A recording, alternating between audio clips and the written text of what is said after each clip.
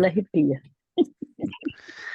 Senhor Deus e Pai, queremos te agradecer por esta rica oportunidade, já aqui de volta a Orlando, Flórida, na nossa casa. Muito obrigado, Senhor Deus, que tu nos tens guardado ao longo desses dias, nos nossos compromissos pela tua obra. E aqui estamos também nesse importante compromisso de acudir, dar assistência aos teus servos nesta aula online. Obrigado pela vida de todos os alunos que puderam chegar. Sobre aqueles que não puderam chegar, alcança-os com a tua bondade, com a tua misericórdia, com a tua fortaleza. Senhor da vitória, nas dificuldades, nos problemas que estão enfrentando, nas situações de trabalho, que a tua boa mão seja com cada um, em nome de Jesus Cristo.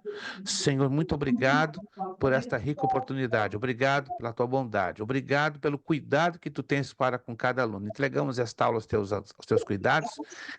Possa ter o Espírito iluminar nossas mentes e corações no recebimento da tua palavra e a mim dando-me graça e humildade na transmissão da mesma. Obrigado, louvamos a ti, agradecidos no bendito e maravilhoso nome de Jesus Cristo.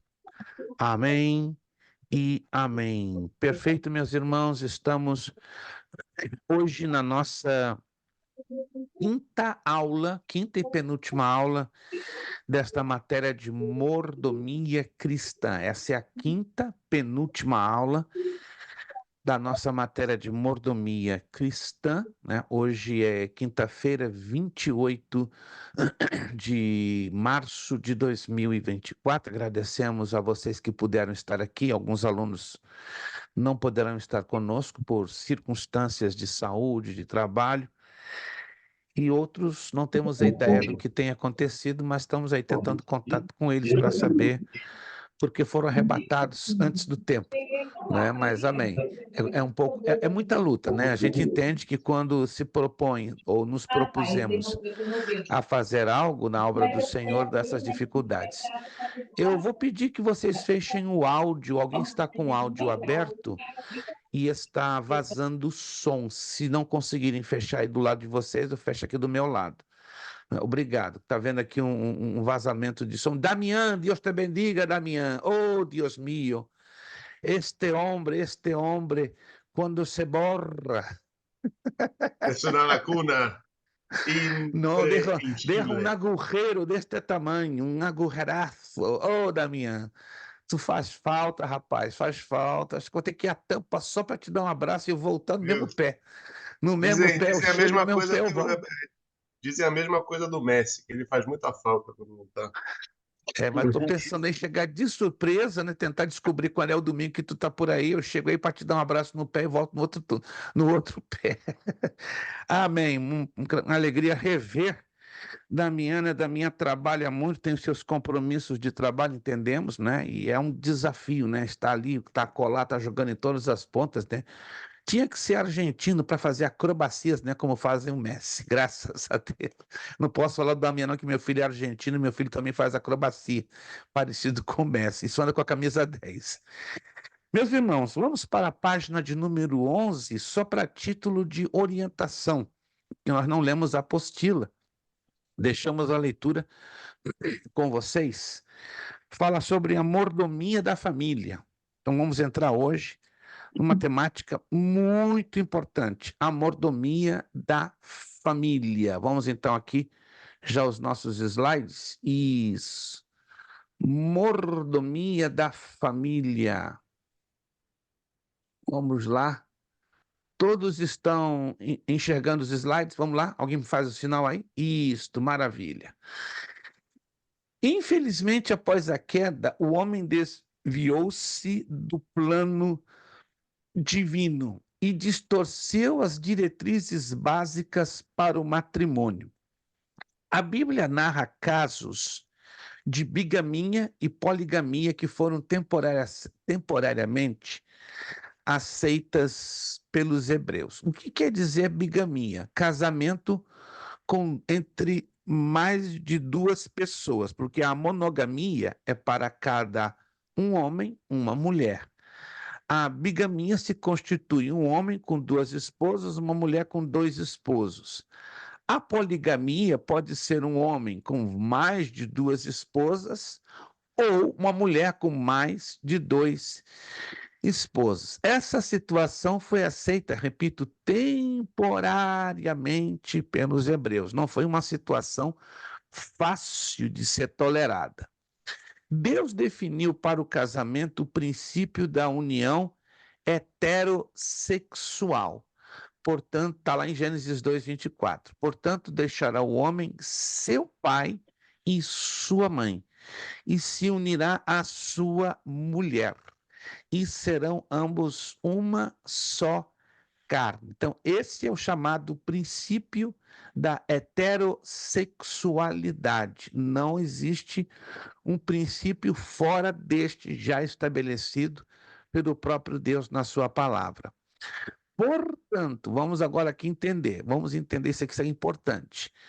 A palavra de Deus impõe-nos o padrão monogâmico. Preste atenção como isso aqui é interessante. O padrão é monogâmico, heterossexual e indissolúvel, como a vontade original do Criador para o matrimônio. Vamos conhecer então as bases bíblicas para nós não estarmos equivocados ou enganados. Monogamia, um para um. Primeira carta de Coríntios, capítulo 7, versículo 2. Mas por causa da fornicação, cada um tem a sua própria mulher e cada uma tem o seu próprio marido. Esse é o princípio da monogamia. O princípio da heterossexualidade. E conheceu Adão a Eva, a sua mulher, e ela concebeu, Gênesis 4:1. E tornou Adão a conhecer a sua mulher, e ela deu à luz a um filho, Gênesis 4:25. Esse é o princípio da heterossexualidade. Um homem para uma mulher para um homem. Indissolubilidade. Assim não são mais dois, mas uma só carne.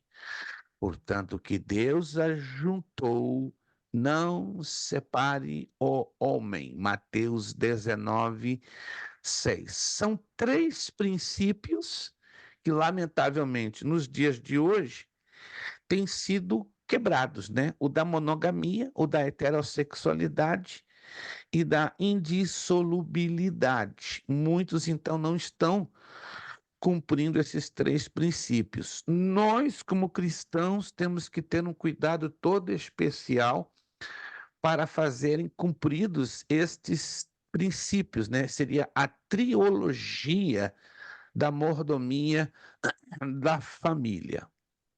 A prioridade da família. Há uma hierarquia muito clara para que a mordomia com a família seja plenamente atendida. Ou seja, o cristão precisa ter prioridades corretas da vida.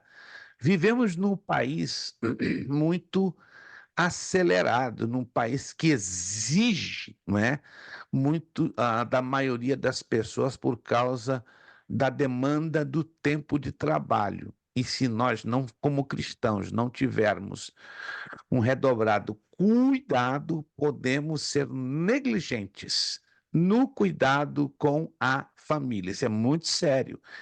Alguém me disse, mas pastor, eu tenho que trabalhar, tenho que ganhar o meu pão.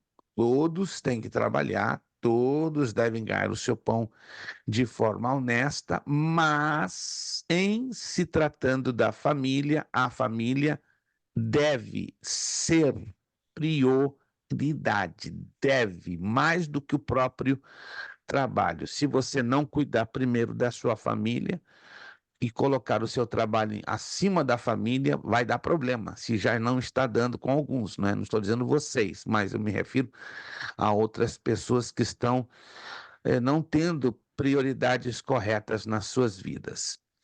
Normalmente, há muitos crentes e até mesmo pastores que priorizam a seguinte ordem. Preste muita atenção nessa ordem aqui, que, repito, ela é priorizada por muitos crentes e até mesmo pastores. Deus em primeiro lugar, Em segundo lugar, igreja. Em terceiro lugar, seu cônjuge, o esposo do seu esposo. Em último lugar, os seus filhos. A luz da palavra aqui não está encaixando. A luz da palavra, isso aqui não bate. Mas acreditem se quiser. Vamos encontrar pastores, vamos encontrar crentes, vamos encontrar igrejas, vamos encontrar ministérios que vivem ao pé da letra esta linha de prioridades. E dá problema, irmão, se já não está dando problemas terríveis no seio das suas famílias e das suas igrejas. Biblicamente, biblicamente, isso aqui, é o que a maioria ou alguns, né, crentes ou pastores priorizam. Mas a próxima aqui, presta atenção aqui na mudança que eu vou fazer, Mas biblicamente o crente deve priorizar. Em primeiro lugar, Deus. Então Deus não mudou. Segundo, sua própria vida. Terceiro, seu cônjuge, sua esposa, seu esposo. Quarto, seus filhos. Quinto, a igreja local. Então a igreja fica como último 100%. Porque, irmão, sem a família, como é que vamos querer que a igreja exista? Sem uma família saudável, que tenha pelo menos um pouco de saúde moral e espiritual, como vamos exigir uma igreja abençoada? Não faz o mínimo de sentido. Isso é muito sério. Então, anote isso aqui, Isso aqui são as prioridades à luz da Bíblia. Não é coisa da minha cabeça, não é da cabeça de nenhum pastor. Isso aqui é a luz da palavra de Deus, a luz da Bíblia Sagrada. É muito triste quando um obreiro encontra-se empenhado em ganhar outras famílias para Cristo, mas perde sua própria casa por falta de atenção, zelo e amor. Primeira carta a Timóteo, capítulo de número 5, versículo de número 8. Por favor, vamos ler esse texto. Esse texto é um texto muito importante, ele fala muito com cada um de nós. Primeira carta de Paulo a Timóteo, capítulo 5, versículo 8. Peço que todos tenham a sua Bíblia aberta neste texto. Primeira carta do apóstolo Paulo a Timóteo, capítulo 5, versículo de número 8, que diz: Mas se alguém não tem cuidado dos seus, e principalmente dos da sua família, negou a fé e é pior do que o infiel. Olha os termos que o apóstolo Paulo, inspirado pelo Espírito Santo, coloca. Isso aqui é grave, isso aqui é sério. Vou repetir de novo. Mas se alguém não tem cuidado dos seus, e principalmente dos da sua família, negou a fé e é pior do que o infiel. Que Deus nos ajude, meus irmãos. Que o Senhor Deus tenha de nós misericórdia, que nós não desprezemos a nossa família, nosso cônjuge, nossos filhos. São importantes demais, mais do que a própria igreja, mais do que a própria igreja, mais porque o nosso próprio trabalho. Damian tem uma pergunta agora que eu vi aqui na tela. Desculpe, Damian. Não, e desculpa, eu tenho faltado as outras aulas, a aula passada. O senhor já abordou o tema, eu já ouvi muitos comentários sobre o porquê Deus permitiu a poligamia. Tipo, tinha, por exemplo, Abraão, a sua esposa Sara e as concubinas, né? A concubina, né? Por que Sim, Deus sim. permitiu isso? Queria saber Vamos, sua opinião. vamos falar dentro dessa temática hoje, exatamente hoje, né? Nós estamos, né, no desenvolvimento. É até interessante a tolerância de Deus sobre essa situação. Nós vamos falar até o final da aula, que está dentro do programa de hoje, tá? Então, foi apropriada a abordagem do Damian. A palavra de Deus diz que se alguém não cuida de sua família, não se encontra preparada para liderar a igreja de Cristo. Uau, isso aqui é impactante. Primeira carta de Paulo a Timóteo, capítulo 3, versos 4 e 5. Primeira carta a Timóteo, se você puder ter acesso a sua Bíblia, capítulo 3, versículos 4 e 5. Que governe bem a sua própria casa, tendo seus filhos em sujeição, com toda a modéstia, porque se alguém não sabe governar sua própria casa, é a pergunta que o apóstolo faz. Terá cuidado da igreja de Deus? É uma pergunta óbvia.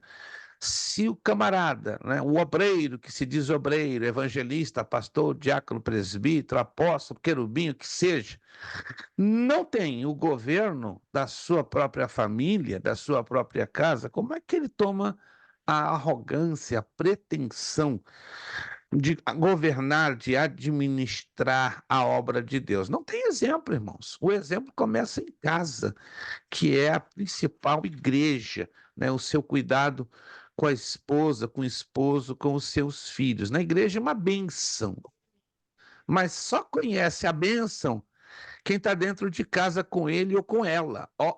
Yeah. Você é uma benção, minha irmã. Você é uma benção, meu irmão. É verdade. Mas quem conhece a benção, irmã, irmão, é a família. Por isso que tem alguns concílios de igrejas, alguns ministérios que só separam obreiros, obreiras, na base do crivo da família. Isso aí, no crivo da família. Se não passa uma entrevista com a família simplesmente vai determinar se o camarada tem condições de ser obreiro ou obreira. Então, isso aí é interessante, isso é um princípio bíblico, não é? Tá certo. Alguém vai dizer, poxa, é uma coisa meio injusta? Não, porque quem conhece o obreiro, quem conhece a obreira é a família, abaixo de Deus é a família. Então, a família tem todo o direito e o dever, né, de dizer, ele pode, ela não pode, ele é apto, ela não é apto. Alguns de vocês estão me entendendo, irmãos? Isso é um princípio, tem que ser exemplo mesmo em casa. Não estou falando que tenha que ser perfeito, mas tem que ser exemplo em casa para depois tentar ser exemplo na obra de Deus. Relacionamento entre pais e filhos. Na mordomia da família, alguns cuidados devem ser tomados a fim de que os filhos sejam criados na doutrina e admoestação do Senhor. Efésios capítulo 6, versículo 4, vamos a esse texto. Nós vamos chegar lá na pergunta do nosso irmão Damião, mas vamos desenvolver essa temática em linha reta, e aí nós vamos, no finalzinho, já dar a resposta, o amparo bíblico à abordagem que o nosso irmão Damião, agora há pouco, acabou de fazer. Efésios capítulo 6, versículo de número 4. Efésios capítulo 6, versículo número 4, que diz: E vós, pais, não provoqueis a ira a vossos filhos, mas criai-vos na doutrina e admoestação do Senhor. O que é admoestação? Na disciplina, na orientação das Escrituras Sagradas. Por isso, a necessidade dos pais fazerem, realizarem culto doméstico. Culto doméstico é uma necessidade, não é uma opção, é uma necessidade. O sentido de louvor, de adoração, o sentido de reverência começa em casa. Aí você observa crianças nervosas na igreja, crianças correndo para lá, correndo para cá, dando trabalho para as professoras de escola bíblica dominical. Aí você vai dizer, pastor, criança é criança. Criança tem uma energia tremenda, tem que ser gasta, tem que soltar, tem que liberar. Discordo absolutamente à luz da Bíblia. A criança, sim, tem energia, tem gás, tem polenta, tem um motor de 1.000 cavalos de força, mas a criança precisa ser criada na doutrina, na admoestação do Senhor. A casa de Deus é uma casa de reverência, é uma casa que deve ser praticada o mínimo de disciplina. Aí falta o que em casa?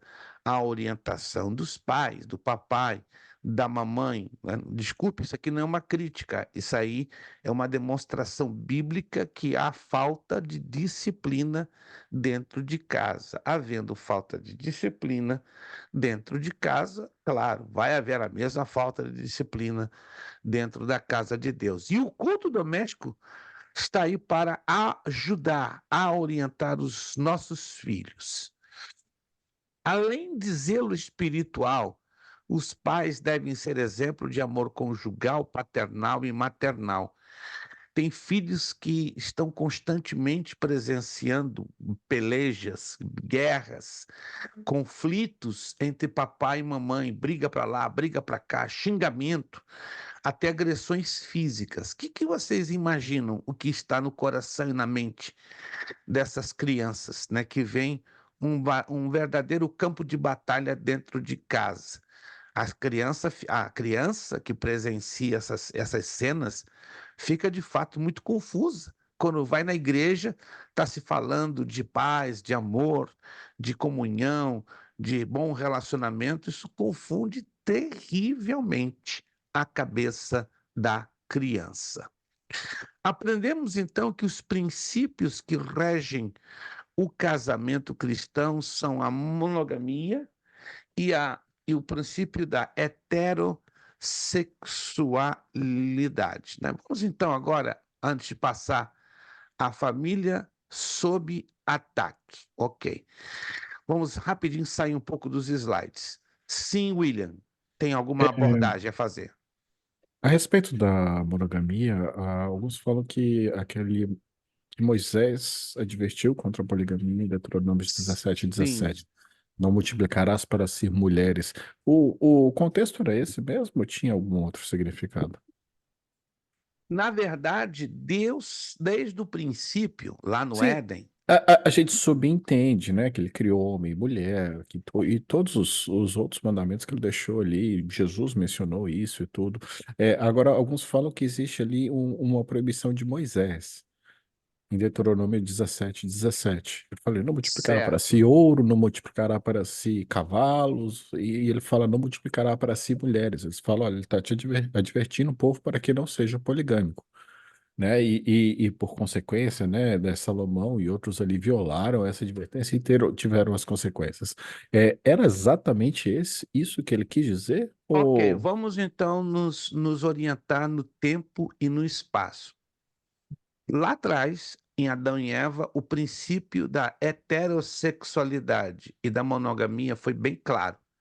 Deus determinou um homem para uma mulher e um macho para uma fêmea. Isso está indubitável. Porém, com o passar do tempo, esses dois princípios, tanto da monogamia como da heterossexualidade, foram quebrados. E continuamente, constantemente e abundantemente. Quando chega na época de Moisés, o que acontece? Moisés, entendemos, né, pelo contexto bíblico, entre aspas, pelo seu zelo às coisas de Deus, ele estabelece uma espécie de freio para segurar um pouco os excessos que estavam acontecendo. Mas observe que esses excessos estavam acontecendo antes da entrega da lei. Analise isso com profundidade. A lei ainda não tinha sido entregue. Interessante isso. Depois que a lei é entregue, fica bem claro que o princípio da monogamia tinha que ser, sim ou sim, seguido. Mas mesmo com a lei já entregue da parte de Deus nas mãos de Moisés e para o conhecimento do povo, ainda estavam muitos, né, quebrando ambos os princípios, tanto da monogamia como da heterossexualidade, como tu acabaste agora, William, de mencionar. Salomão foi o que mais quebrou este princípio, foi assustador. Nada a ver. 700 mulheres, 300 concubinas. E, às vezes eu leio esse texto, estudo, e a minha cabeça dá volta. Rapaz, como é que esse camarada conseguiu fazer isso? não só pelo número, mas pela origem de cada uma delas, Pela especialmente pela origem, origem? exatamente. Para piorar, ele se misturou no ângulo religioso e espiritual com todas aquelas mulheres. Ele escolheu os Diz a piores, né? escritura. Exato, diz a Escritura que Salomão chegou a perverter, está claro isso lá em 2 de Reis, a perverter os caminhos do Senhor, desagradando a Deus, sacrificando aos deuses das suas esposas. Isso aí é absurdo, estranho, né? O homem mais sábio da face da terra se tornou um louco, um disparatado, um desnorteado. Então, o que ele fez com a sabedoria que Deus lhe outorgara? Ele fez até um certo ponto algo bastante positivo, mas nesta questão da família, Salomão não foi um exemplo. Olha que curioso e que irônico, né? Nem Davi e nem Salomão foram exemplos de pais a nível de família. Observem isso, né? Davi foi negligente, Davi foi sanguinário, Davi tinha preferência sobre os seus filhos, né? Se vocês se lembram da vida turbulenta familiar do rei Davi, e Salomão parece seguir a mesma linha, ou seja, a família de Davi, lamentavelmente, nunca foi colocada na Escritura Sagrada como um exemplo de família. Ao contrário, né? Se está registrado os fracassos familiares de Davi e Salomão, é para que nós possamos aprender algo. E como aprendemos, irmãos? Misericórdia, como aprendemos? Podemos tomar outros personagens na Bíblia Sagrada que tiveram muito, muito melhor exemplo, né? Muito melhor exemplo nas Escrituras a nível de família, mas jamais Davi e Salomão. Óbvio, vamos entender que Davi era o homem segundo o coração de Deus, Salomão fez muitas coisas positivas, né? Muitas coisas positivas, mas a nível de família, guardem isso, nem Davi e nem Salomão podem ser considerados exemplos de família. Todos estão me entendendo, gente? Todos estão me entendendo? Então, a monogamia e a poligamia foram tolerados por Deus. Se eu posso conseguir responder essa pergunta pelo Damian. Tolerado quer dizer, Deus não aceitava, mas Deus tolerava, entre aspas, mas as consequências vinham, e vinham, como se diz no espanhol, se cobrava la factura bien alto, ou seja, as consequências eram muito altas, né?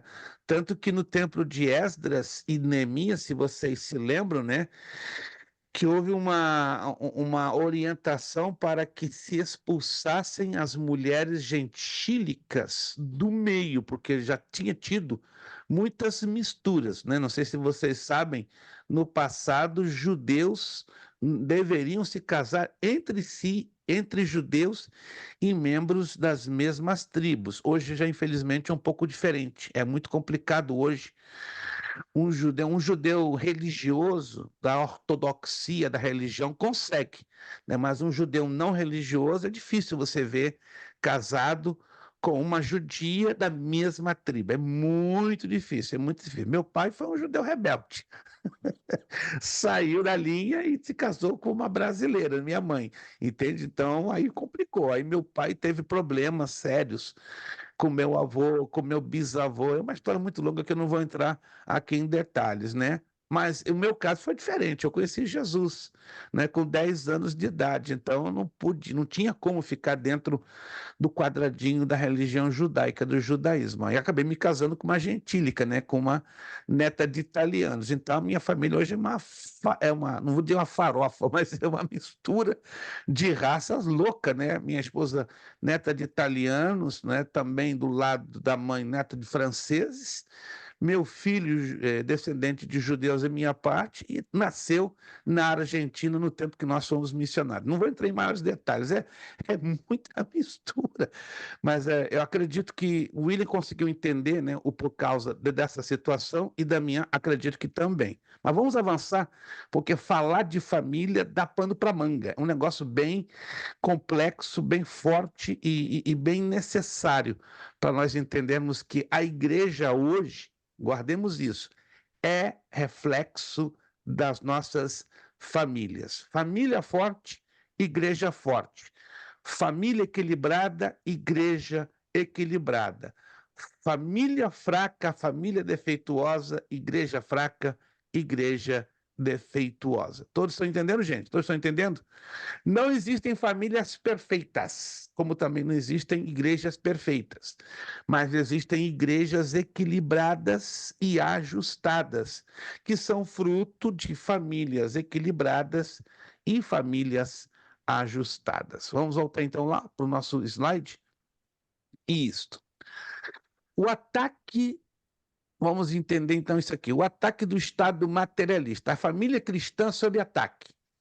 De um modo geral, os países são governados por homens materialistas e indiferentes, não é, ao bem comum.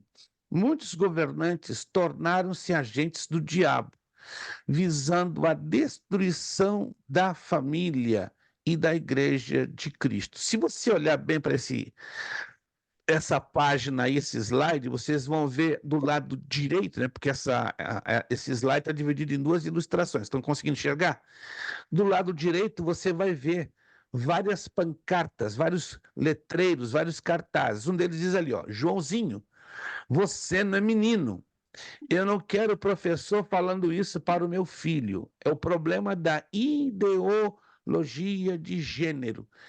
Está isso sendo pesadíssimo nas escolas do Brasil e praticamente no mundo inteiro. Então, o Brasil está sofrendo muito com ataques da ideologia de gênero. Estados Unidos nem se fala, Europa nem se fala. A coisa está chegando a um absurdo, está chegando a um extremo, está chegando a uma situação insustentável. O ataque do Estado é pesado no sentido de desintegrar e destruir a família. Por essa razão, temos que usar estratégias poderosas para vencer os ataques do inimigo ou do maligno. Vamos ver quais são as estratégias que nós, como cristãos, temos que pautá-las, isto é, valorizá-las e praticá-las já, imediatamente, dentro das nossas famílias. Número 1, valorização da palavra de Deus no lar. É uma pena dizer o que vou dizer, mas hoje são pouquíssimas as famílias que valorizam 1 hora por dia. Eu não estou falando nem por semana, por dia. Em pegar a esposa, os filhos e gastar 1 hora com o momento de leitura ou estudo breve das Escrituras. E sabe por quê? Tempo. Não, papai trabalha muito, mamãe trabalha muito, todo mundo tem atividades, todo mundo tem obrigações, na igreja também, então fica difícil reunir a família. Irmãos, quem é a prioridade dentro da minha casa, da sua casa? É a sua família ou o seu trabalho? Mas, pastor, eu tenho que ganhar meu pão, minha esposa tem que ganhar o pão, e aí? Como é que vai fazer, irmãos?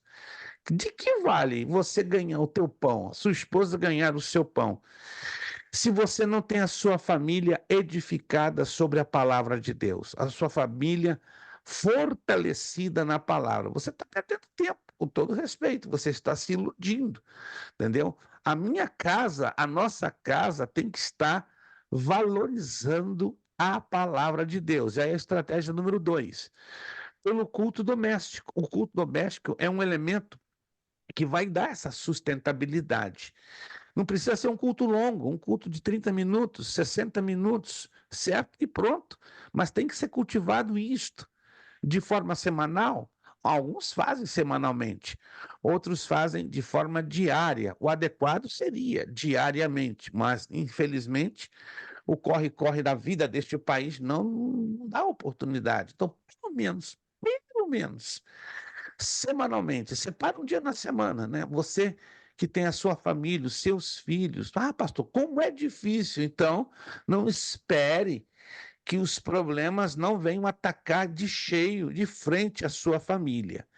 Terceira sugestão, né, ou terceira estratégia, leitura de boa e comprovada literatura cristã, sobretudo aos nossos filhos, que estão sendo bombardeados pela mídia, pelas redes sociais, pela internet. Nossos filhos precisam saber filtrar o que estão lendo E hoje, agora, a gurizada de hoje, a garotada de hoje, não está sendo ensinada a filtrar o que lê. E pior, no meio evangélico, essa situação é deplorável. Quarta estratégia, constante vigilância. Eu fiquei assustado algumas semanas atrás, numa igreja hispana, uma criança, né, um menino de 3 anos de idade, tendo acesso a um iPad mini, e eu não sei como, não me pergunte, eu sei que eu fiquei de boca aberta, ele entrando num site pornográfico. 3 anos, você acredite se quiser. Eu fiquei escandalizado, passei assim de lá, o quê? Como é que essa criança entrou nesse site? Uau! Aprendeu com alguém. Se é o papai ou se é a mamãe, eu não sei. Só sei que maus hábitos se aprendem com uma facilidade incrível. E hoje, às vezes, os papais não têm esse cuidado. Me desculpe aqui se alguém tem criança pequena, me perdoe, não é nada pessoal, mas é necessário haver constante vigilância. É absurdo você ver crianças na igreja, em pleno culto, onde a reverência ela é quebrada, em detrimento a crianças que estão ali. Não, isso é para acalmar meu filho. Peraí, então tá faltando ensino básico de acalmar o teu filho na tua casa, dentro do seu lar, dentro da sua família, entendeu? A igreja ela vai refletir os desacertos da sua casa. Com todo respeito, eu falo isso. Se na sua casa não há regras, não há freios, não há disciplina, não há consciência básica do que se deve e que não se deve fazer, a igreja vai refletir os mesmos resultados, sejam eles positivos, sejam eles negativos, ou seja, toda vigilância é pouca. E quinta sugestão ou quinta estratégia, prática da oração. Prática da oração. Isso é muito automático. Quanto mais se ora com a nossa família, se reflete na igreja. Quanto menos se ora dentro da sua casa, se reflete dentro da igreja. Não tem como esconder. É fácil, você sabe qual é a família que ora mais e que ora menos, que se dedica mais, que se dedica menos. Não é questão de estender o dedo e dizer, ih, aquele ali ora pouco, aquele ali ora muito. Então, não, é automático. Você vê isso acontecendo de maneira automática e muito espontânea. O ataque da famigerada ideologia do gênero. Engenheiros sociais modernos trabalham para a desconstrução da família criada por Deus. Escute isso. Hoje existem especialistas trabalhando 24 horas por dia para desconstruir o que Deus criou, a sua família, a minha família. Karl Marx, um dos teóricos fundadores da doutrina comunista, disse que a família deveria ser abolida. Esse é o pensamento marxista e leninista. William. Existe graduação, né, em estudo de gênero. Me, me, es- Me espantei outro dia quando escutei isso, mas parece que além da Isto, graduação ainda tem mestrado e doutorado na área.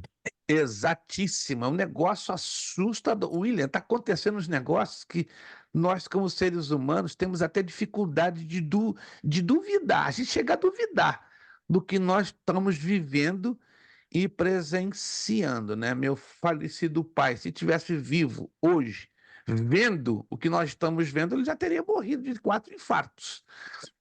Era um judeu muito tradicional, e vendo o que estamos vendo hoje, a mim Deus me tem dado graça, não sou melhor do que ninguém não, mas às vezes o peito dói, e dói muito. Foi, meu Deus, a que ponto nós estamos chegando? Olhando para a geração de hoje, comparando-a com Sodoma e Gomorra fica envergonhada, fica avermelhadinha de vergonha em comparação ao que hoje estamos vivendo. Deixa só dar aqui um toque. O mundo de hoje está sendo envolvido por uma influência socialista, que é um pé para o comunismo, né? Está provado que países que têm abraçado a doutrina socialista, elas também abraçam de cabeça a ideologia do gênero. Lamentavelmente, o nosso Brasil, né, pelo presidente que está em voga, ou seja, no poder, é de tendências socialistas. Espanha é um país de tendência socialista, porque o seu primeiro-ministro é socialista. Itália, né, a sua primeira-ministra é socialista. Analisa os países do mundo que têm inclinação socialista. É lamentável dizer que o socialismo é o corredor ou a porta de entrada para abrir escancaradamente a aceitação e a imposição da ideologia de gênero. Que Deus tenha misericórdia desses países, né, onde o socialismo está imperando. O diabo usa, como já falei, a famigerada ideologia de gênero para abolir os princípios que Deus estabeleceu para a família. Segundo essa diabólica ideologia, ninguém nasce com sexo determinado. Então nasce como? Como minhoca? Minhoca é o único animal que tem dois sexos, né? Chama-se hermafrodita. Então, olha o que o diabo tem tentado colocar na cabeça dos líderes, dos pais de família e das crianças. Não, você não é menino, não. Você não é menina, não. Você é a coluna do meio. Misericórdia, isso dá uma confusão na cabeça da criança. A criança chega a dizer: pai, quem sou eu? Eu ou ela? Ou eu ela? Ou eu ela? Ou eu ela? Na ideologia de gênero, aquela ideia também do travesti, que ele tanto pode ser homem como ele pode ser mulher no seu comportamento e na sua forma de vestir.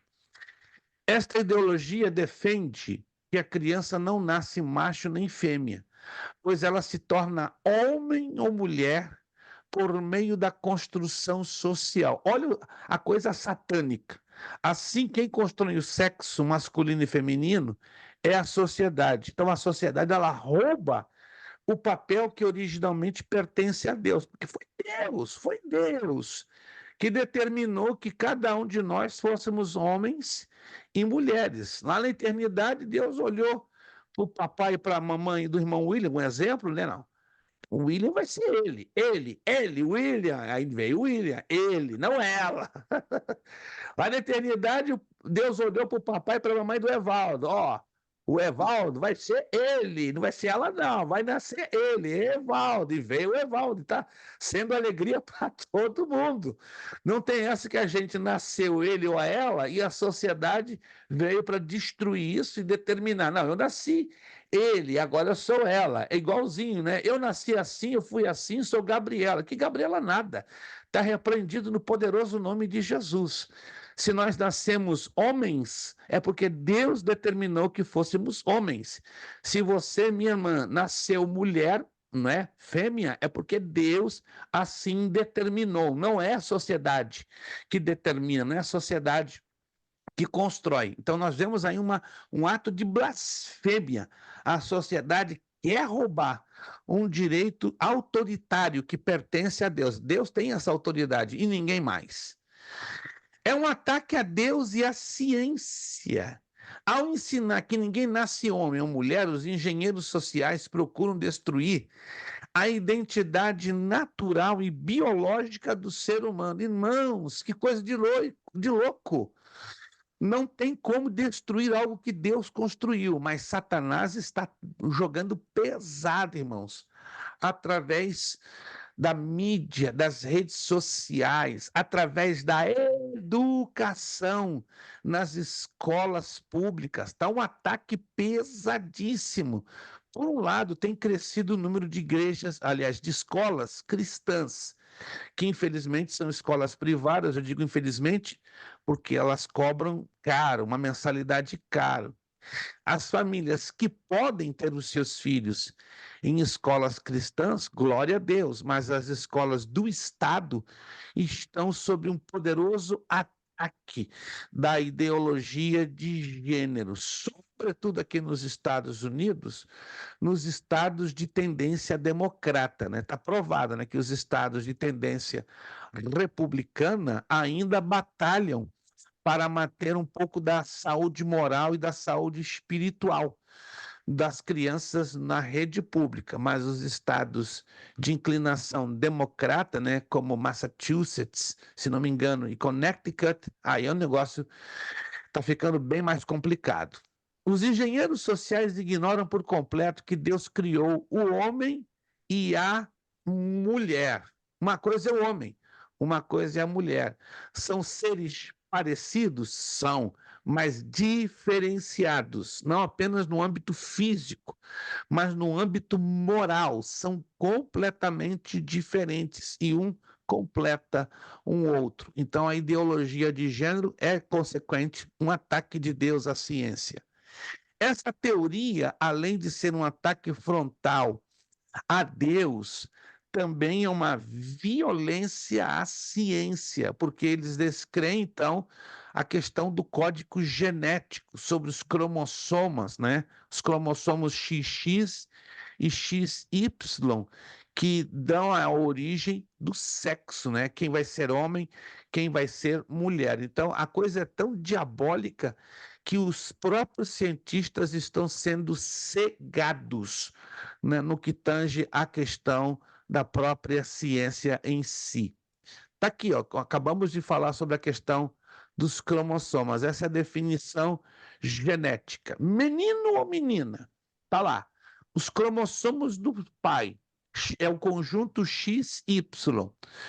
Os cromossomos da mãe é o conjunto XX. Olha só, os espermatozoides do pai, lá, X ou Y. E o óvulo da mãe, XX. Olha que interessante. Você está observando ali no gráfico? Aquela combinação ali é muito interessante. Mas quem determina essa combinação, essa junção de combinações? Deus. Não existe uma forma em laboratório de se manipular a criação do sexo. Olha que interessante isso aqui, irmãos. Deus travou o homem, deu autoridade, deu sabedoria para o homem manipular muita coisa na ciência, menos determinar o sexo, que a ciência não conseguiu ainda a chave para determinar o sexo. Quem determina o sexo ainda é Deus e continuará sendo Deus. Ou seja, Deus deu corda para o homem ser um pequeno Deus para certas áreas da ciência, mas nessa área de determinar o sexo, só Deus tem a chave. E não deu para ninguém. E não dá para ninguém. Estou observando como é interessantíssimo isso, né? A ciência não tem o poder de manipular os cromossomos a tal ponto de dizer, não, vamos gerar um homem, vamos gerar uma mulher. Quem determina isso é Deus. Quem determina isso é o Espírito Santo, quando sopra o fôlego de vida sobre o feto, né, que se vai ser menino ou menina. Aprendemos então que a família está sob ataque do Estado materialista e da ideologia de gênero. Isso é perigosíssimo. Que Deus nos dê a graça para estarmos alertas com as nossas famílias, nossas esposas, esposos e também com os nossos filhos. Depois do nosso intervalinho de 10 minutos, nós vamos fazer a conclusão, não é? A conclusão desse tópico, e nós vamos entrar na continuação, né? Que diz aqui adiante, nós vamos falar sobre a mordomia dos dízimos e das ofertas. Vamos entrar na mordomia da adoração, tá bom? Vamos então dar 10 minutinhos, deixa eu fechar aqui. Isto. Vamos então dar 10 minutinhos de intervalo e vamos entrar então na mordomia da adoração, porque sobre a mordomia da família nós já fechamos, então vamos entrar rapidinho, rapidinho, depois desse intervalinho de 10 minutos, sobre a mordomia da família, tá bom? Você pode manter a conexão aberta, aliás, funcionando, mas pode fechar o áudio e o vídeo, e em 10 minutinhos, 9h25, estamos aqui voltando, tá bom? Eu vou fechar o meu áudio, vou fechar o meu vídeo, e 9h25 estamos aqui voltando com a mordomia da adoração. Deus os abençoe, vai lá, estica a sua perna, toma um cafezinho, vai ao banheiro e volta em 10 minutos.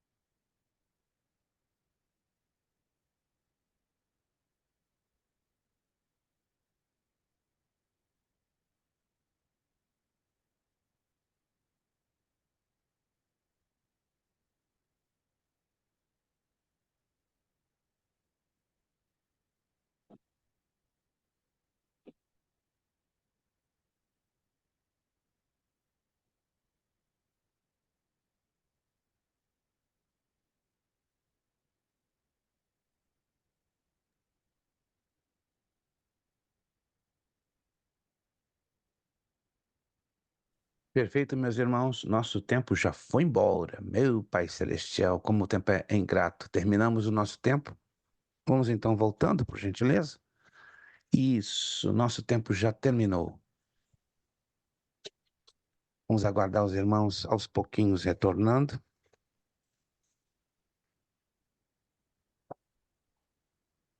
Perfeito. Vamos aguardar.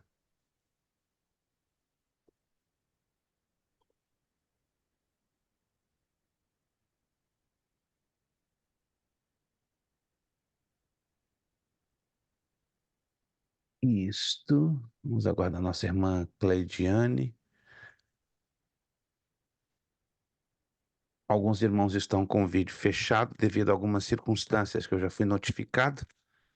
Só para vocês entenderem porque alguns estão com o vídeo fechado. Vamos corrigir o último bloquinho de exercícios, né? Porque vocês vão precisar desse bloquinho corrigido, correto? Porque do contrário vai dar problema, porque vocês precisam ter todos os blocos dos exercícios corrigidos para a prova da próxima semana. E também a gente quer dar uma orientação aqui aos alunos novos, como é que vai funcionar. Vamos lá no finalzinho da apostila, praticamente na última página da apostila. Última página da apostila, isso. Vai lá comigo na última página da apostila. Ficaram para serem corrigidos o número 4, relacione com a coluna A com a coluna B e marque C para certo e E para errado, tá bom? Então, vamos aqui corrigir essas duas partes que ficaram para trás. Eu vou dar a letra e os irmãos, por gentileza, me vão dar os números, mas lembre-se que se dermos o número errado, vai gerar um efeito dominó, vai criar um probleminha, né? Porque um vai empurrar o outro e aí vai ficar complicado. Vamos lá. Letra A. Ocorre mais de 100 vezes. Qual é o número correto aí? Podem abrir o áudio para participarem agora, sem nenhum problema. 5. 5, maravilha da minha. Número 5 é a palavra shahá. 5, letra A, número 5, excelente. Letra B, o sentido de serviço de adoração no culto. Qual é o número que se encaixa aqui, na letra B? Só o Damião falou e o resto está tudo emudecidos. Vamos lá, meus irmãos. Podem participar. Não custa nada, ninguém vai pagar nada. Seria o 3? Não, 11. A palavra latina latreia. 11. Letra B, 11. A palavra latina latreia. Números. Letra C, aliás. O dízimo. Qual o número? Essa é fácil. Se você. Hã? 10. 6. 6. No Antigo Testamento servia para a manutenção dos sacerdotes e levitas. Tem que se ler com bastante atenção, está lá escritinho na apostila. Se você não ler com atenção, vai ter dificuldade, com certeza. Então, recapitulando, A5, B11, C6. Letra D. Aqui não tem como errar. 10ª parte. Se errar aqui, dá zebra.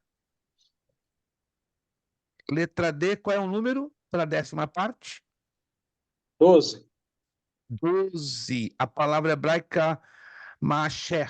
Masher. 12. Letra D, número 12. Letra E. Corresponde à igreja local. Eita, se você leu com atenção, vai saber fácil. Letra E, qual é o número? Se você leu com atenção. Se você não leu, vai ficar na dúvida.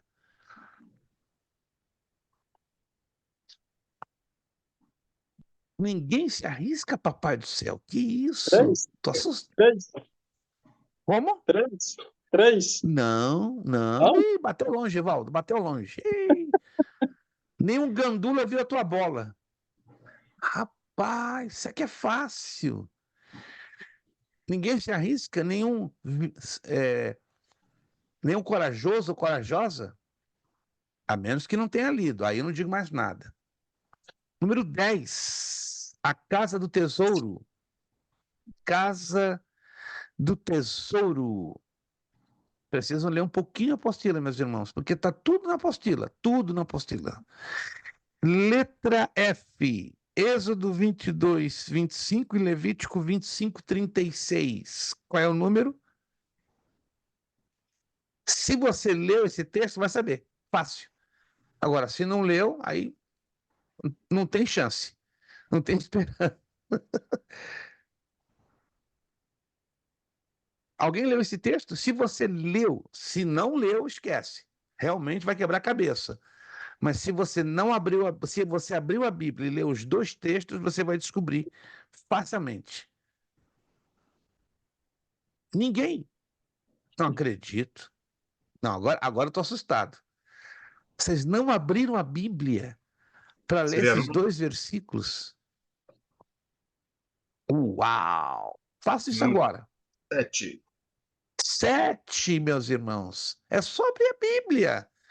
Tomar um tempinho e ler. Usura ou agiotagem, é o que fala esses dois versículos, de Êxodo 22, 25, Levítico 25, 36. É só ler. Preste atenção, irmãos. Quando aparece algo para ser lido, procurem, fazem um esforço para ler. Se você não ler, vai dar problema. Seja consciente disso. Dependemos que você leia. Se você não se coloca, não se dedica na leitura, vai ficar bastante difícil. Letra G, serviço prestado em favor do povo. Isso também é fácil, se você leu. Se você não leu, esquece. Eu estou percebendo que alguns de vocês não estão tomando o tempo necessário para ler a apostila. Se você separar 30 minutos por semana para ler a apostila, você consegue responder todas as perguntinhas do questionário ou dos exercícios. Se você não toma esse tempo, tá difícil, vai ficar bem difícil. Vamos lá. Letra G, qual é o número? Não leram. Que pena, que pena. Por favor, irmãos, leiam, leiam. Número 3, leiturgia. Leiturgia, G, número 3. Leiturgia. Eu estou percebendo que está havendo não digo preguiça, mas alguma dificuldade. Alguma, desculpe, não é a palavra, foi mal expressada. Alguma dificuldade de leitura e, consequentemente, interpretação do texto. Eu sugiro que vocês reforcem a leitura. Letra H, tempo de Deus. Está lá na apostila com todas as letras. Se você leu, vai se lembrar. Kairos. Kairos, número 4, perfeito. Oh, glória a Deus. É só leitura, irmãos. Tudo demanda, tudo exige de leitura. Se você não lê a apostila durante a semana, lamento dizer que você vai ter muita dificuldade à frente, demais. E talvez não vai desanimar no caminho, não vai continuar o curso. Eu desejo de coração que todos continuem, mas essa parte eu não posso fazer por vocês, que é levá-los a ler. Eu quero motivá-los a ler, mas eu não tenho como pegar você e forçar a fazer a leitura. Isso eu não consigo, nem o próprio Deus consegue. Letra I, período ao dia natural de 24 horas. Qual o número? Número 2. 2. Obrigado, William. 2.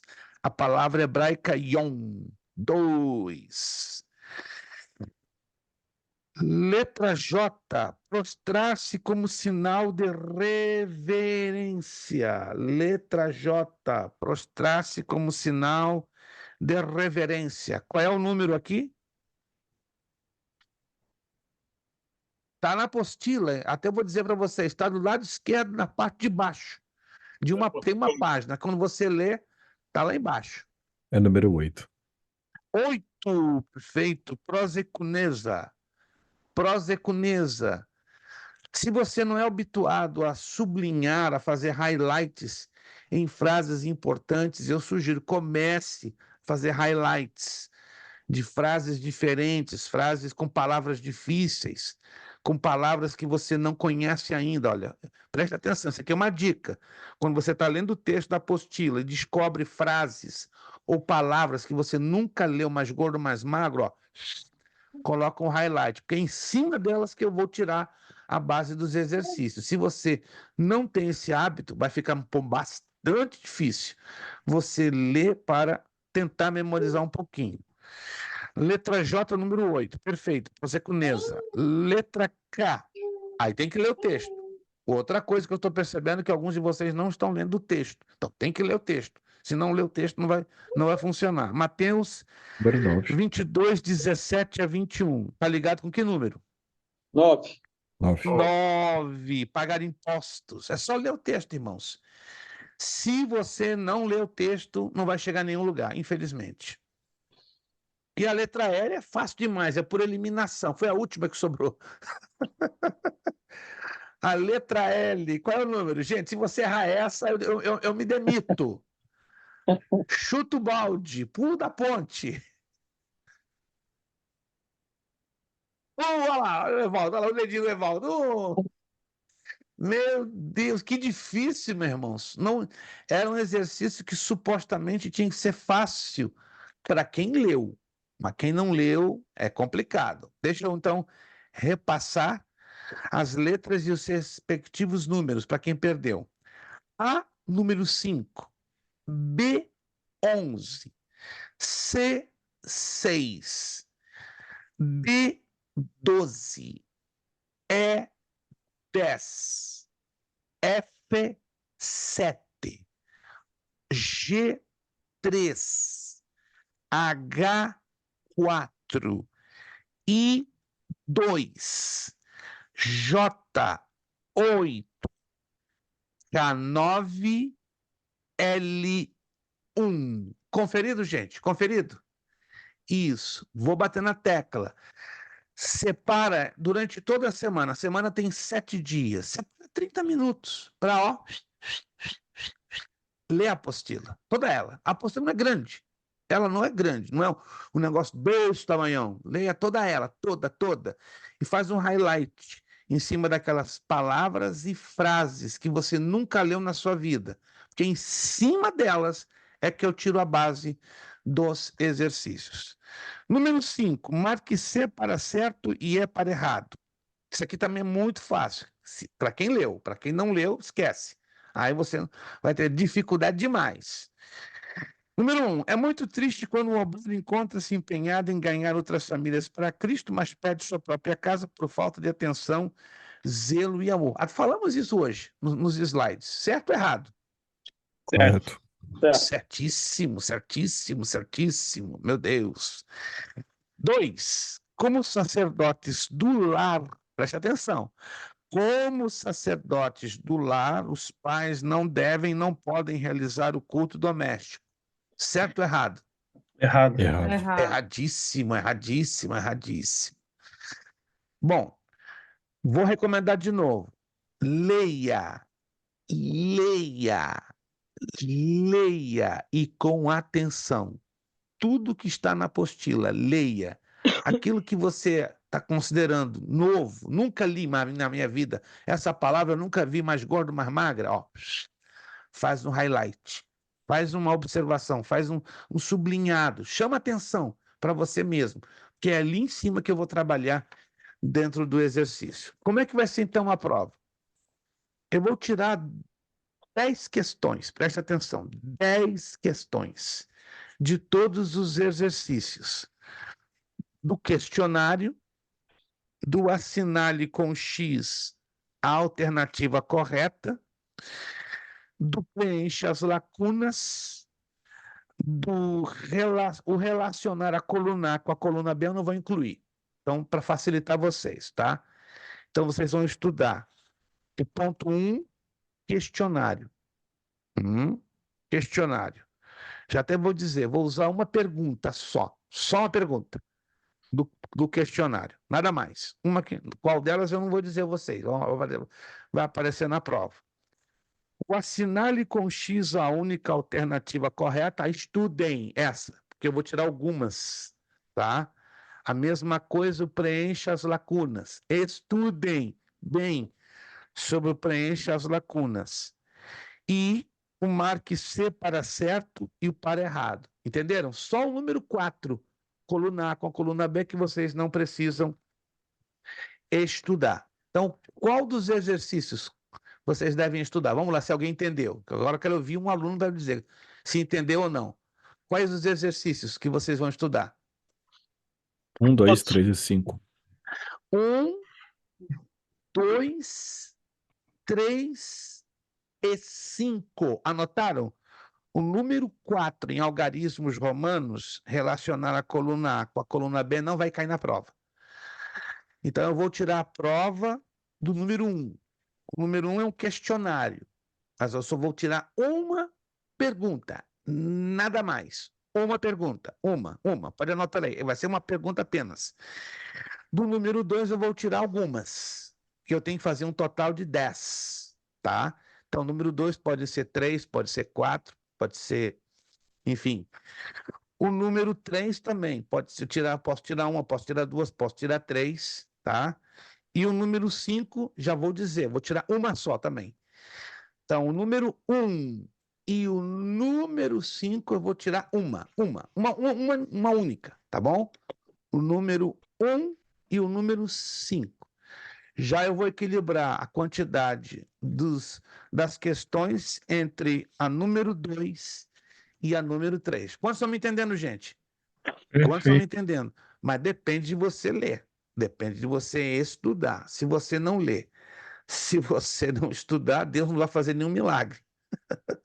Esse milagre é combinado, é Deus e você, tá? Então, por favor, gente, eu estou um pouco preocupado. Alguns de vocês definitivamente não estão lendo a apostila, né? Não tome isso como uma chamadinha de atenção, nem que eu estou chateado com isso, mas estou preocupado, né? O aluno, quando não está lendo como deveria, o prejuízo vai ficar para o aluno, porque eu desejo de coração que vocês não fiquem no prejuízo. Se você não está entendendo o que está lendo, manda um áudio para mim, pastor, não estou entendendo o que eu estou lendo. Aí eu, com todo prazer, paro tudo, ouço o seu áudio e procuro analisar a sua dificuldade para eu dar um resultado para você o mais rápido possível. Eu estou à disposição de vocês. O meu tempo é apertado, trabalho muito, mas se o aluno tem uma dificuldade na leitura, eu paro tudo para receber o seu áudio, receber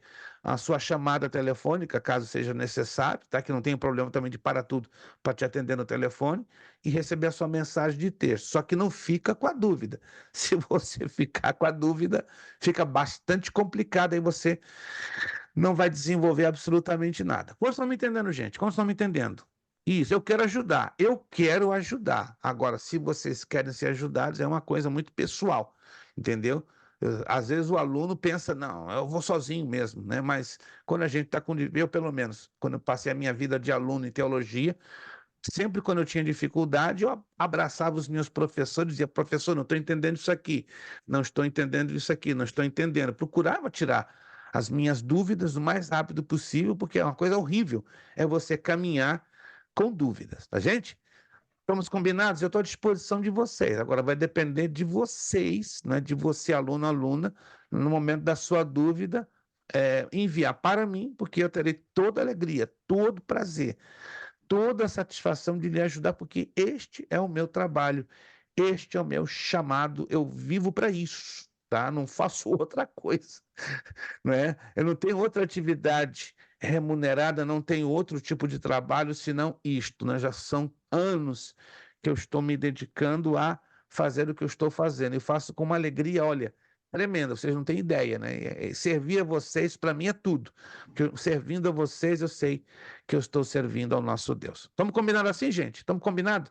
Não fica com dúvida, não fica com a cabeça dando volta. Para tudo, separa um tempinho, pastor, não estou entendendo isso, não estou entendendo isso, não estou entendendo isso, não estou entendendo isso. Eu paro tudo aqui do meu lado para atender você e lhe ajudar da melhor maneira. Perfeito. Então, assim vai ser a prova na próxima aula, né? Para os novos alunos, você vai pegar uma folha de papel em branco ou uma folha pautada, vai escrever prova de mordomia cristã, vai colocar a data, vai colocar o seu nome, vai usar ou caneta azul ou caneta preta, vai aparecer na tela, tá prestando atenção? Vai aparecer na tela as perguntas e você só vai transferir na folhinha de papel as respostas, que pode ser letra A, letra B, letra C, ou então o X sobre a letra que você achar necessário. Porque a gente vai apresentar o texto para você colocar a resposta, mas você não precisa colocar a pergunta, é somente a resposta. Fechou tudo? Ó, fotografa e aí você estaria mandando para o meu privado, tá? Eu sei que eu estou devendo a alguns alunos as notas da prova anterior, mas se vocês não se importarem, eu já vou enviar então das duas provas todas juntas. Eu corrijo o mais rápido possível e já mando a das duas matérias juntas. Mas eu já posso adiantar que a maioria passou sem nenhuma dificuldade. Se alguém está preocupado, será que eu passei na prova passada? Todos passaram. Todos passaram. É que eu estou realmente tendo um pouco de dificuldade de jogar isso no papel ou no software para mandar para vocês.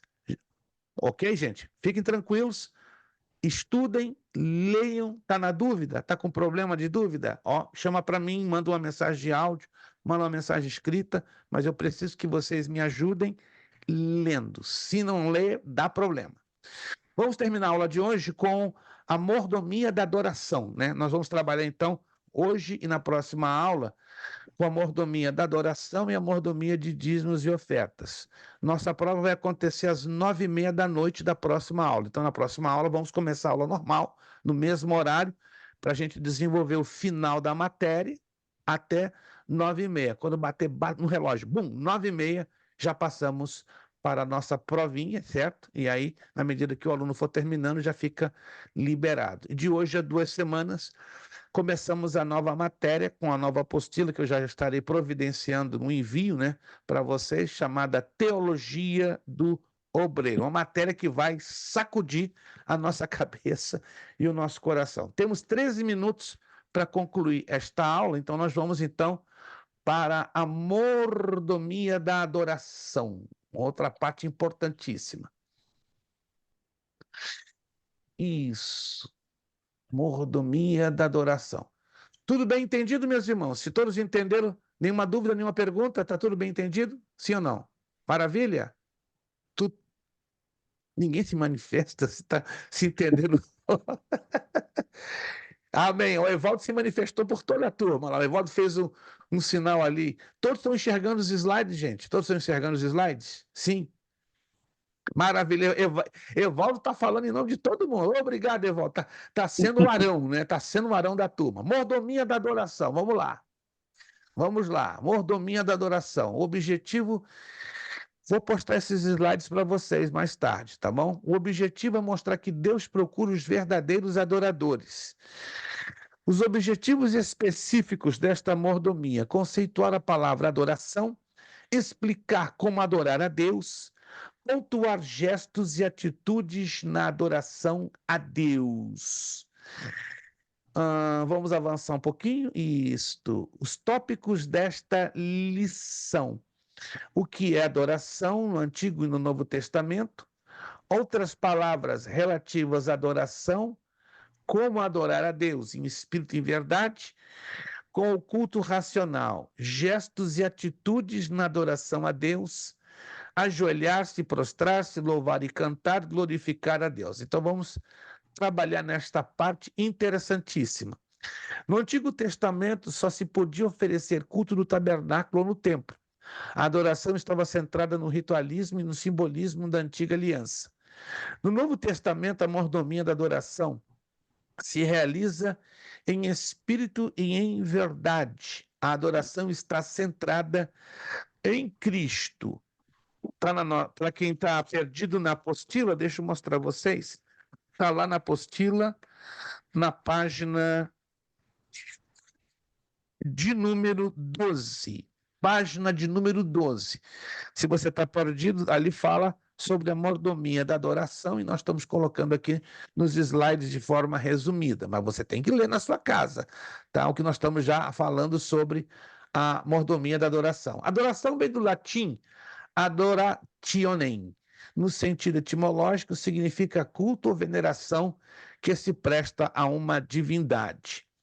Para o cristão, a adoração é a veneração elevada que se presta ao Deus único, que subsiste em três pessoas distintas da Santíssima Trindade, ou seja, ao Pai, ao Filho e ao Espírito Santo. Agora, anote isso aqui, ó.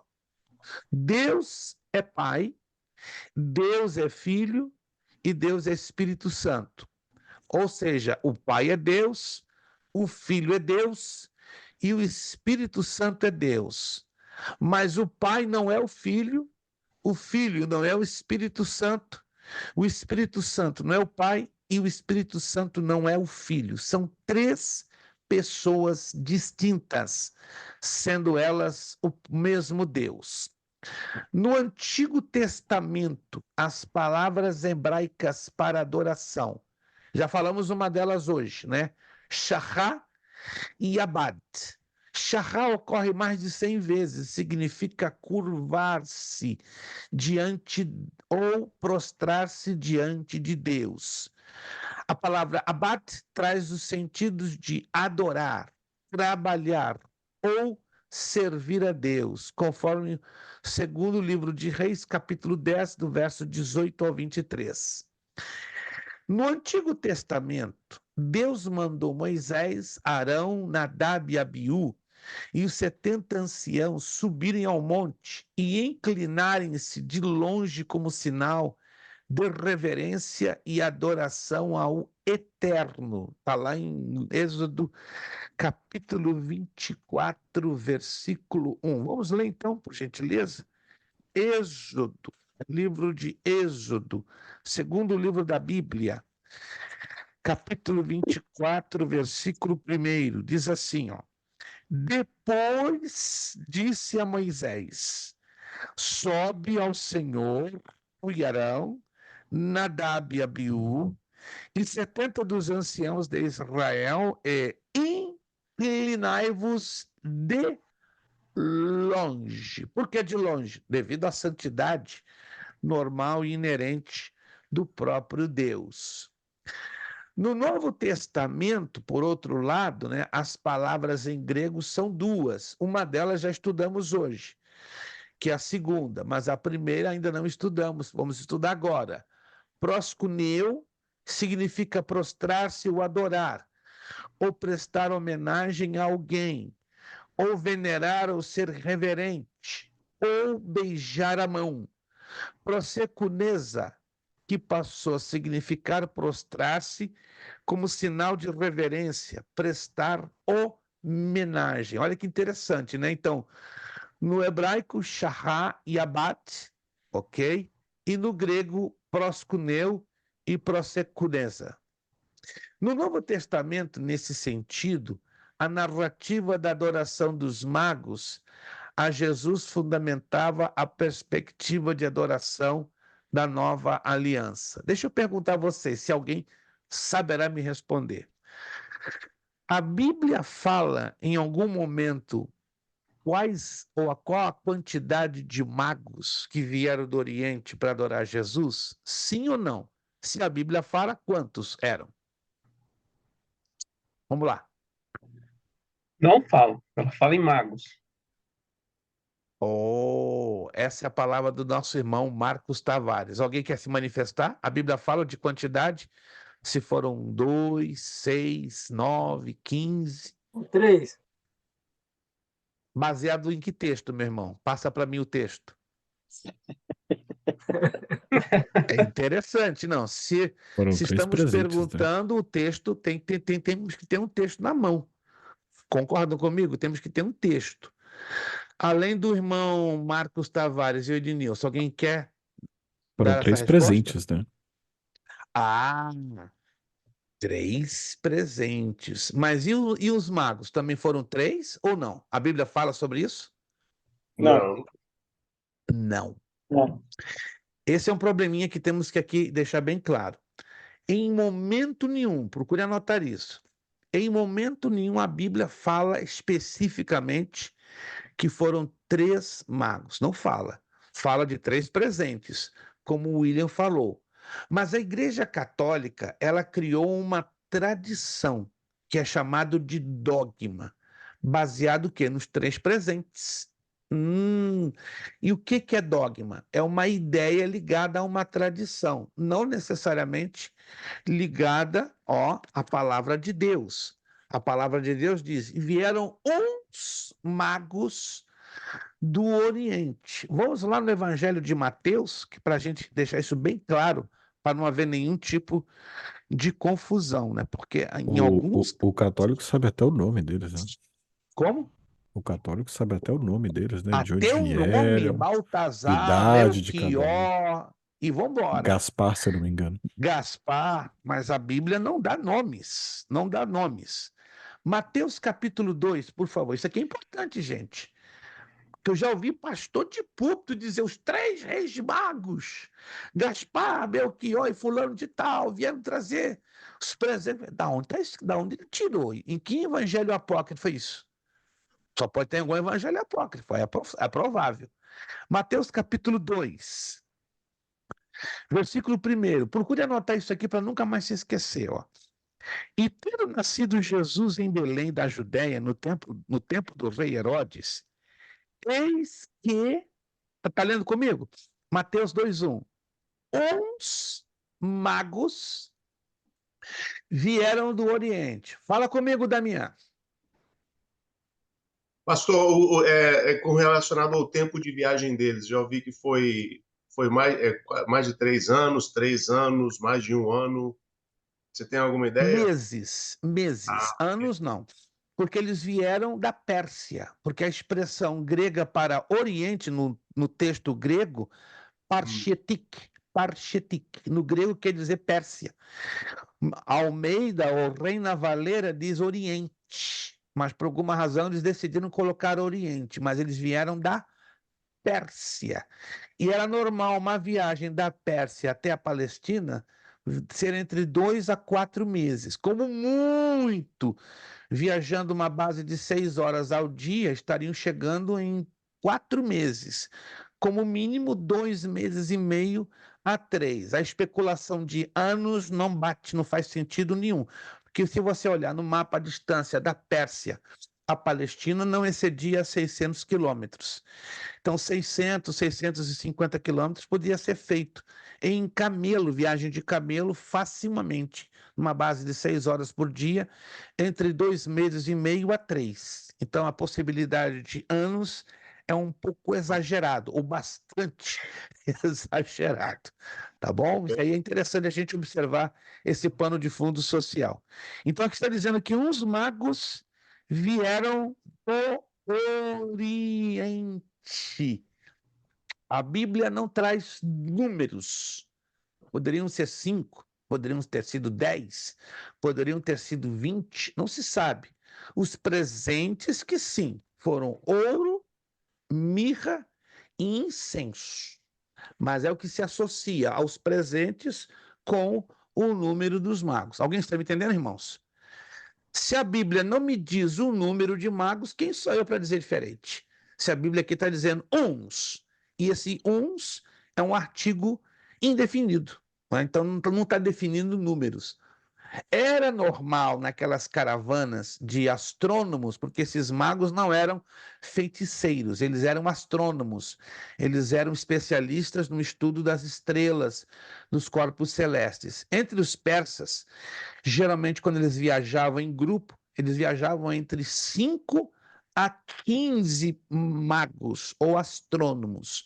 Então, poderia ter sido como 5, poderia ter sido como 7, poderia ter sido como 10, não mais de 15 magos. Mas não eram 3, sem dúvida nenhuma. E não era 2, eram mais de 5, mas não mais do que 15. Pelo menos as fontes históricas, assim, nos informam, nos localizam e nos orientam para nós entendermos esse ponto de vista. Correto, meus irmãos?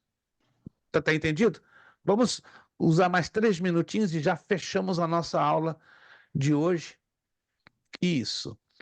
Então, nesse sentido, como eu já falei, A adoração dos magos a Jesus fundamenta a perspectiva de adoração da nova aliança. No Novo Testamento, nós temos também outras palavras relativas à adoração. Latreia, estudamos hoje, e liturgia ou liturgia, também estudamos hoje. Latreia emprega o sentido de serviço, de adoração no culto. Dessa palavra vem o termo idolatria ou adoração a ídolos, de acordo com Hebreus 8:5, Hebreus 9:9, Hebreus 3:10. A palavra liturgia ou liturgia, que significava serviço prestado em favor do povo, hoje refere-se à forma de organização do culto, ou seja, qual é a liturgia do culto hoje, ou seja, qual é a organização que teremos no nosso culto de hoje. Ambas essas palavras estão também relacionadas com adoração. Então, nós aprendemos que, com base no Antigo e no Novo Testamento, a adoração é a veneração mais elevada que se presta ao Deus único e criador. Na próxima aula, vamos falar como adorar a Deus em espírito e em verdade, aonde adorar a Deus, a atitude do adorador, ainda como adorar a Deus no ângulo do culto racional, tá? E também falaremos sobre o ajoelhar-se, prostrar-se, louvar e cantar, glorificar a Deus.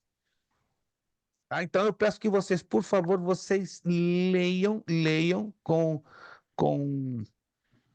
dedicação a apostila, né? A apostila está aí, não apenas para nos guiar nos temas ou nas partes ou nos assuntos que temos que desenvolver aqui em sala de aula, mas também ela está para o aluno lê-la, né?